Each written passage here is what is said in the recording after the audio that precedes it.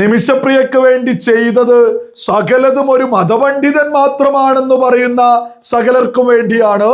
Supreme കോടതിയിൽ കേന്ദ്രം വളരെ വ്യക്തമാക്കി പറഞ്ഞതാണ്, സാധ്യമായതെല്ലാം തന്നെ ഞങ്ങൾ ചെയ്തു, ഞങ്ങൾക്ക് അനൗപചാരികമായിട്ട് വിവരം ലഭിച്ചു, വധശിക്ഷ നിർത്തിവെക്കും. അറ്റോർണി ജനറൽ സുപ്രീം കോടതിയിൽ വ്യക്തമായി പറഞ്ഞു എന്ന് കഴിഞ്ഞ ദിവസം തിങ്കളാഴ്ച ഇന്ത്യൻ എക്സ്പ്രസിൽ വന്നിട്ടുള്ള വാർത്തയാ ഞാനിവിടെ കൊടുക്കുന്നത്. ഈ സമയങ്ങളിലൊക്കെ മതപണ്ഡിതൻ ഈ വിഷയത്തിലേക്ക് ഇറങ്ങുന്നു എന്ന വാർത്ത വന്നിട്ടുള്ളൂ. സാമുവൽ ജെറോമാണ് നീട്ടിവെച്ചു എന്ന വിവരം സകല പ്രമുഖ മാധ്യമങ്ങളെയും ആദ്യം അറിയിക്കുന്നത്. ഇതിലൊക്കെ എവിടെയാ മതപണ്ഡിതന്?